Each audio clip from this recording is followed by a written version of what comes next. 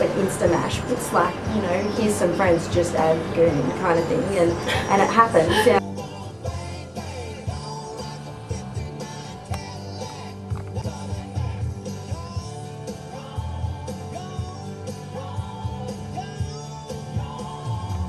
I lived at International House for 2 years. It wasn't my first preference, wasn't even my fourth preference. Of course it helps you settle in more in a newer place. I got a guaranteed early entry offer to UOW, so I didn't apply for accommodation at any other universities that I had applications to, because of course I was coming here and Accommodation Services lost that record that I have that in, even though I had the letter and stuff. And so yeah, I nearly didn't get anywhere. They asked me if I could commute actually.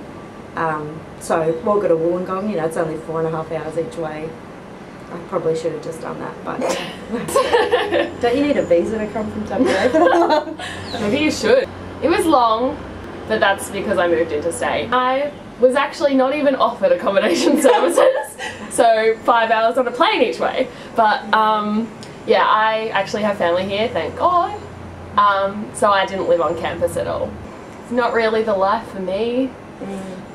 I mean, I drink a lot, but I don't really fancy sexually transmitted infections at 18. And the food, that was something that I never wanted to live in a fully catered place, and I thought it was normal to not want to live in a fully catered place, but it's because you have, like, if you had my mum's chicken sizzles, you would never want to live on campus. Or anyone. My mum can't really cook. Sorry, I hope she never sees this. She can, but I taught myself how to cook at an early age for a reason. But no, that was something that, yeah, that's why I didn't apply for the place I ended up at. First I applied for self-catered places first, because I wanted the freedom to, you know, cook for myself, and I had hoped, like one of my sisters, that I would not have enough money to eat, so I'd get really skinny, but instead, because I lived at fully catered, I just put on the freshman 15, so... Had an opposite effect for me. Yeah. It took pretty much my whole of first year to make friends that I would properly go out with and do stuff with. So, in a social perspective, like, I probably should have gone on campus, coming from Western Australia. But, other than that, like, after that first year, as opposed to week, it was fine. Like, I have some pretty good friends now. I think it definitely helps in that coming to a new place straight away with a whole bunch of people who are also in that situation. The idea of putting a whole bunch of new uni students together in accommodation is that they find each other.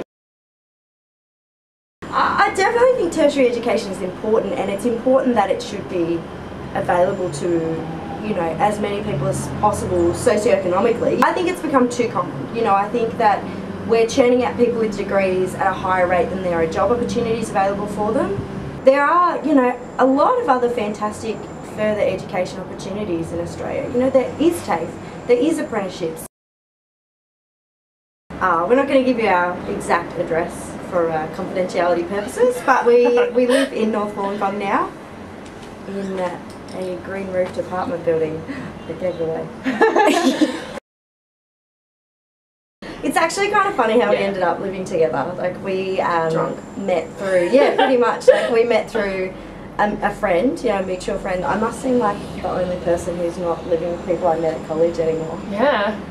I still see them all the time. I'm still that weirdo that lived with her mum. Pretty much. Yeah. For free schnitties. Like, it's pretty much. Free schnitty mom. Where we live too, there's lots of people we know from uni around here. Like, so. One of our good friends lives upstairs. Upstairs, yeah. Other people live down the street. I know I said before Wollongong's big, but it's actually not. Tiny. It's just like narrow. And everybody who goes to uni lives in just this little square, and we're here. North Gong. In the square, so... We're amongst it. Yeah.